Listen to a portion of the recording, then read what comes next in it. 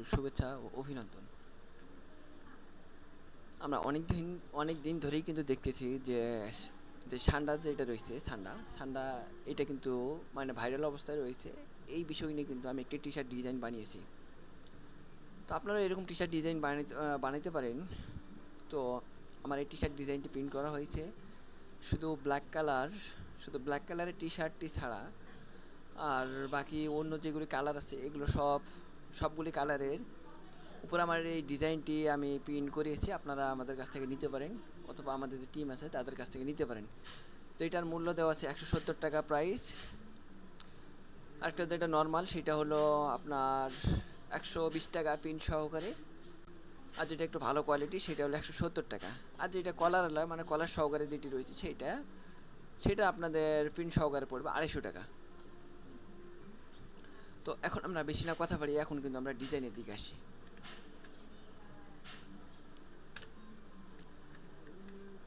আমি এই যে কিন্তু আমাদের সান্ডা রয়েছে এই সান্ডাটি কিন্তু আমি গুগল থেকে নিয়ে আসছি। আমি গুগল থেকে সেটা কিন্তু আমি কপি করে এই জায়গায় নিয়ে আসছি। আমি কপি করে নিয়ে আসার পর আমি এই মডেলটি বা আমি এটা সুন্দর মতো একটু সাইডে রাখি।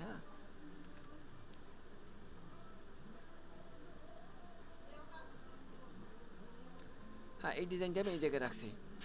তো আমি এই সান্ডাটিকে সিলেকশন করলাম। আমি এই জায়গা থেকে আমি উইন্ডোতে যাব। উইন্ডোতে যাওয়ার পরে আমি ইমেজটিতে যাব। ইমেজটিতে যাওয়ার পর আমি এই জায়গাতে ডিফল্টের জায়গায় লো ফেডেলি ফটো, অথবা আমি এই জায়গা থেকে আচ্ছা আমি লো ফেডেলি ফটো দিয়েই দেখি। লো ফেডেলি ফটো আমি এই জায়গাতে সুন্দর মতো এই জায়গায় যে কালার্স যেটা রয়েছে সেটা কিন্তু আমি এই জায়গাতে বাড়িয়ে কমে নিতে পারি।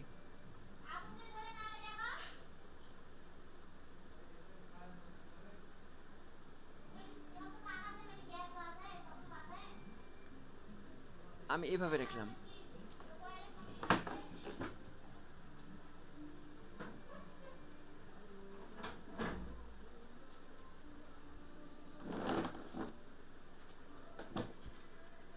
আমি এটা এভাবে রাখলাম। এভাবে রাখার পরে আমি এই জায়গা থেকে আমি এটা কেটে দিলাম। আমি ক্রস করে দেওয়ার পর আমি এই যে সান্ডা রয়েছে এটা সিলেকশন করব। আমি এই জায়গাতে এক্সপান্ড করে দিলাম। এক্সপান্ড করে দেওয়ার পরে মাউসের রাইট বাটন চেপে আমি এই জায়গাতে আনগ্রুপ করে নেব। আনগ্রুপ করে নেওয়ার পর আমি এই জায়গা থেকে আমি ম্যাজিক কন্ট্রোল সিলেকশন করলাম, হোয়াইটে সিলেকশন করলাম, কিবোর্ডে ডিলিট কি প্রেস করে ডিলিট করে দিলাম। এই ব্ল্যাকটা এই জায়গাতে ডিলিট করে দেবো। আমি এটা ওই জায়গাতে ডিলিট করে দেবো। আমার যেগুলো অপ্রয়োজনীয় আমিও যদি আমি এরকম না করতাম, আমি একটু কন্ট্রোল যেতে ব্যাগে যাই। হ্যাঁ, ব্যাগে যাওয়ার পরে আমি আরেকটু ব্যাগে যাই। আমার এক্সপান্ড এখন এই জায়গায় রয়ে গেছে। হ্যাঁ, আমি এইভাবে যদি রাখতাম, এইভাবে রাখার পর আমি এই জায়গা থেকে সুন্দর মতো আমি এই জায়গাতে কিন্তু ইমেজ টিচ করে দিতে পারতাম। দেখেন ইমেজ টিচ করে দিলেও কিন্তু আমার এই ডিজাইনটি কিন্তু চলে। আচ্ছা, ইমেজটি ইজি করা থাক। আমি এই জায়গা থেকে মাউজের আমি সিলেকশন থাকা অবস্থায় এক্সপান্ড করে দিলাম। এক্সপান্ড করে দেওয়ার পরে মাউজের রাইট বাটন চেপে আনগ্রুপ। আনগ্রুপ করে দেওয়ার পরে আমি এই জায়গা থেকে ম্যাজিক কন্ট্রোল নেবো, সিলেকশন করলাম, আমি এই জায়গা থেকে ডিলিট করে দিলাম। তাহলে কিন্তু আমাদের যে হোয়াইট যে অংশটি আছে এই হোয়াইট অংশটি কিন্তু আমার ডিলিট হয়ে গেল।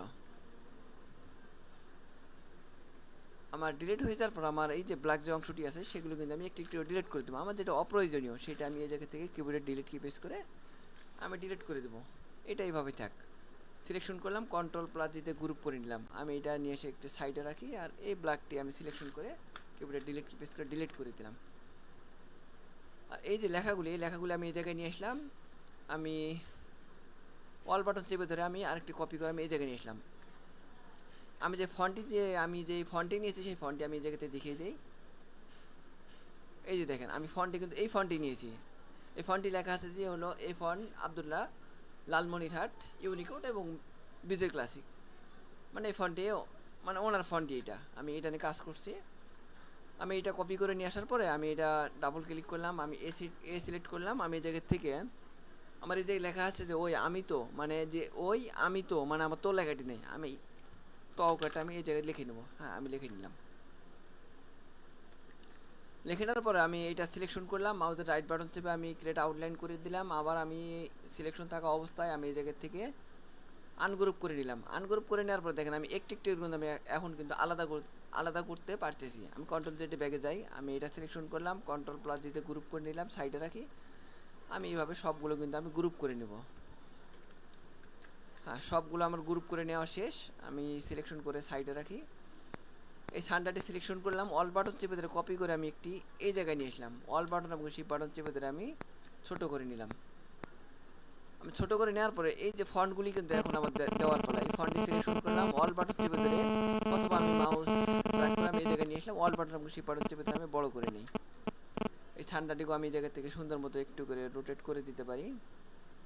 হ্যাঁ, রোটেট করেই থাক, এভাবেই থাক, তাহলে মনে ভালো দেখা যায়। এরপর যে ফন্টটি আছে এটা সিলেকশন করব, আমি এটা টেনে নিয়ে আসি আমি এই জায়গায় দেবো, অল বাটন এবং শিফট বাটন চেপে ধরে আমি বড় করে নেব। হ্যাঁ, এটা ওইভাবে এই জায়গা থেকে আরেকটু নিচে নামিয়ে দিই। হ্যাঁ, এইভাবেই থাক।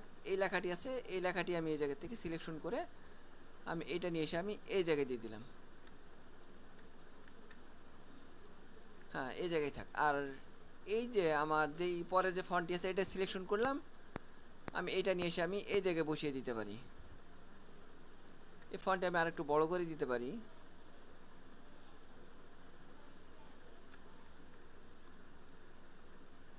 ফন্টটি একটু ওই দিকে চাপিয়ে দেই। হ্যাঁ, আমি এটা ওই জায়গায় দিয়ে দিলাম। এখন আমি এই যে ফন্টটা সিলেকশন করলাম, এটা অল বাটন চেপে ধরে আমি একটি কপি করে এই জায়গায় নিয়ে আসলাম। এই জায়গায় আমার আর একটু টাইপ করতে হবে। আমি কন্ট্রোল এই যে সিলেকশন করলাম, সিলেকশন করে নেওয়ার পরে এই জায়গায় কিন্তু আমাকে সানটা লিখে দিতে হবে। হ্যাঁ, এটা লিখে দিলাম। আমি এটা নিয়ে এসে আমি এই জায়গায় দেবো। আর একটু আমি এটা নিচে নামিয়ে নেই। আমার যে সানটা লেখাটি আছে এই লেখাটি আমি এই লেখাটির উপর দেবো, অল বাটন এবং শিফট বাটন চেপে ধরে কিন্তু আমি ছোট করে নিই। আর একটু সরিয়ে নিতে পারি। হ্যাঁ, এভাবে রাখলেই মনে হয় চলে। আমি লেখাটি আরেকটু ছোট করে দিতে পারি।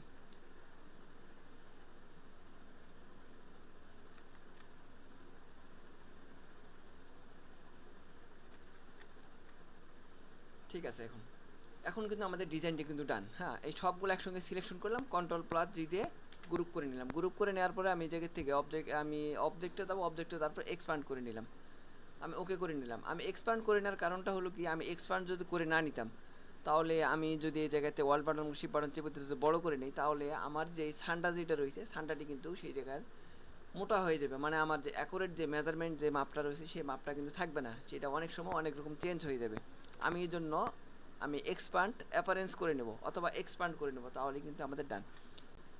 এখন আমরা কোন কোন কালারের উপরে আমরা এই ডিজাইনটি আমরা প্রিন্ট করতে পারবো সেগুলো আমরা একটু রিভিউ দেখে নিই। আমি এই জায়গাতে আপাতত এটা সিলেকশন করলাম। সিলেকশন করে নেওয়ার পরে আমি মাউসের রাইট বাটন চেপে আমি অ্যারেঞ্জে গিয়ে আমি সেন্ড টু ব্যাকে গেলাম। আমার নিচের ডিজাইনটি যে ব্ল্যাক, এই জন্য ব্ল্যাক আসলো। আমি এই জায়গা থেকে আমি নিচে যে ব্যাকগ্রাউন্ডটি এটা সিলেকশন করলাম, আমি এই জায়গা থেকে কালারগুলো কিন্তু আমি সুন্দর মতো কিন্তু চেঞ্জ করে নিতে পারি। দেখেন,